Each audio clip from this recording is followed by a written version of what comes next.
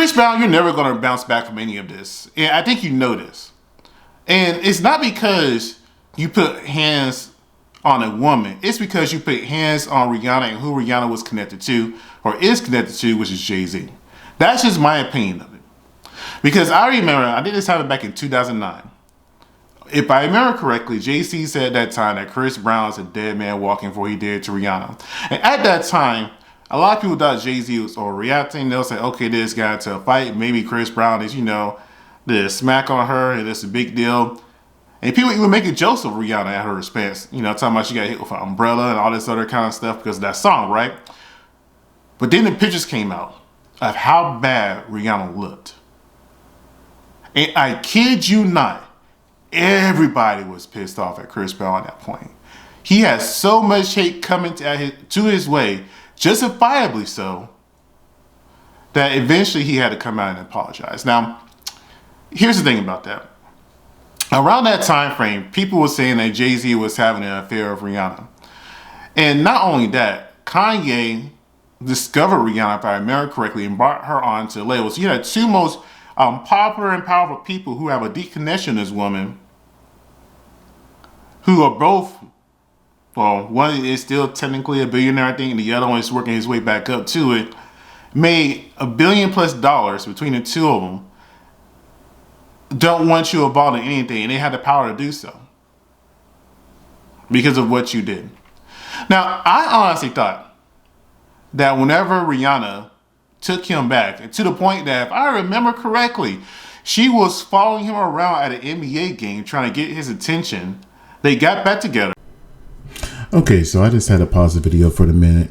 I couldn't find the whole entire Rihanna chasing after Chris Brown. I could have swore it was at a basketball game. She was trying to fall behind him, but however, I can't find it, so I'm just going to retract that part of what I was saying.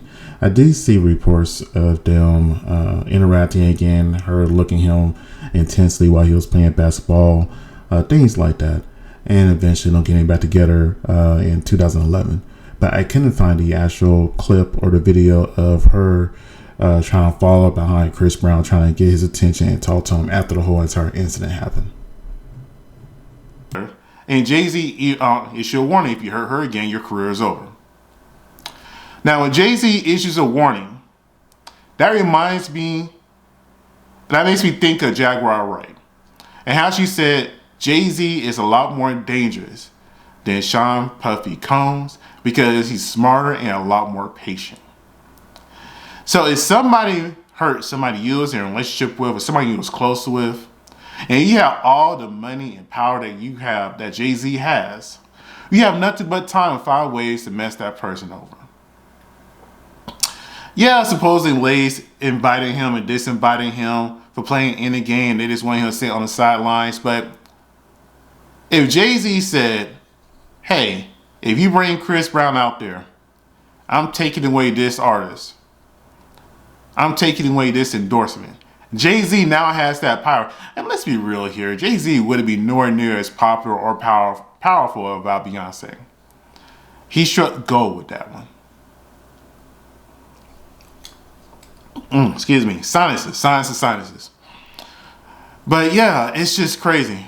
So as long as Jay-Z is alive, I do not see Chris Brown ever having a resurgence in his career. I honestly don't. And the sad part is Chris Brown is probably one of the most talented artists that we have. Now, granted, he has gotten his own way outside the Rihanna thing. He keeps getting in trouble. And in fact, I think I made a video a while ago pretty much saying, when is Chris Brown ever going to be held accountable for his actions?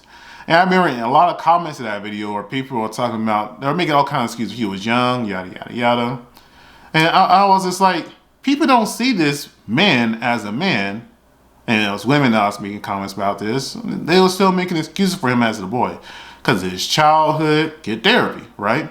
If you had a bad childhood, you can't talk to people about it. Even if you could, they probably wouldn't understand. That's why you get a therapist. They talk about people or other women get false accusations, which could be true. But then I remember the whole entire Karrueche thing. I still don't know what a Karrueche does. But I just remember for a while there, a few years ago, for the pandemic or during the pandemic, I heard the name Karrueche so many damn times that I would never forget it for the rest of my life, probably. Problem and trouble seems to follow Chris Brown. And the way he presents himself. How old is he? Like 34, 35, 36 in that area, and he still dresses like he's 19 years old. He still acts like he hasn't grown up. The man looks like he's on drugs most of the time. If he actually did the work on himself and made himself look more presentable and put in work, I'm pretty sure he could overcome all this. But because he let everybody beat him down so much, he gave up, and it shows in his appearance, no matter how much talent you got. Look at it like this.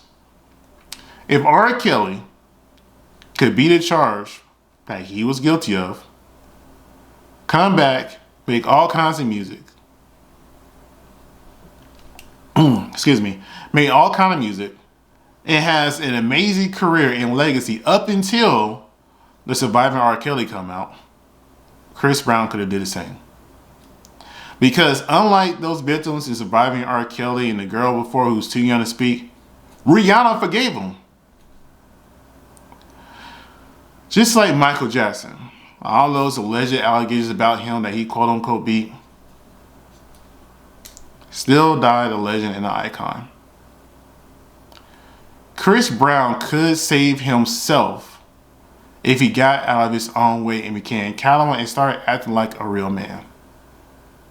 It's unfortunate. I understand he saw a lot of abuse. I understand he had a hard childhood. But he spent the majority of his life rich and privileged to the point that he has no excuse not to get that mental help that he needs to make sure that he does not stand in his way anymore.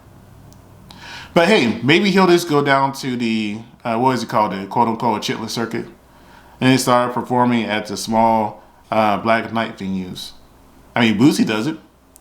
Boosie came to my town at a small club that I didn't know was still open. Performed live to everybody while he was still in the wheelchair. I think, did he get shot? I don't remember. It was a few years ago. Tech 9 comes here. And Tech 9 is one of my favorite rappers of all time. But again, I don't know what to say. Anyways, you guys like, comment, subscribe. Hope you guys have a great day. And you know, Chris, everybody deserves a second chance. That's only if you work towards a second chance. Don't be a Monique.